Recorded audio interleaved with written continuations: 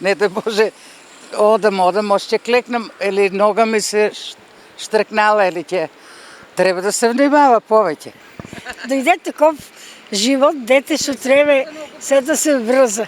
Вози брзо, треба да се намали малку таа брзина. Не да Боже, ќе тепат некој пас кој ќе одговара. На брзо возење и незастанување пред пешачки премини се жалат повозрасни граѓани во Штип, потенцирајќи дека поради возраста имаат побавни реакции и потешко се снаоѓаат во сообраќајот.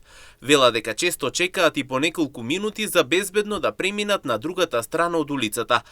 Замолуваат до возачите да внимаваат и да ги почитуваат пешаците, бидејќи ваквото однесување, велат, не е прифатливо.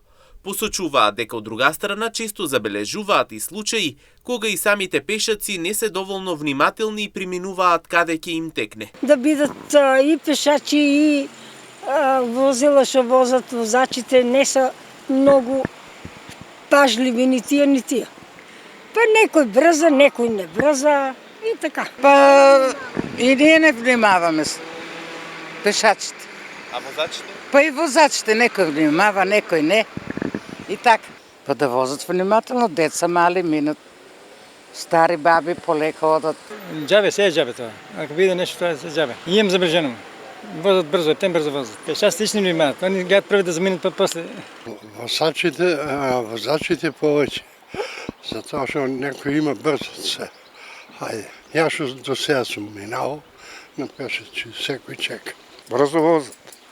Но од друга страна има и такви кои што немаат проблем со возачите, поред кои излегуваат на фреквентни улици и најчесто се движат во паркови или пред зграда. Внимават, да. Тука кога минеме, внимават, поминеме, сите застанат, немаме поплаки.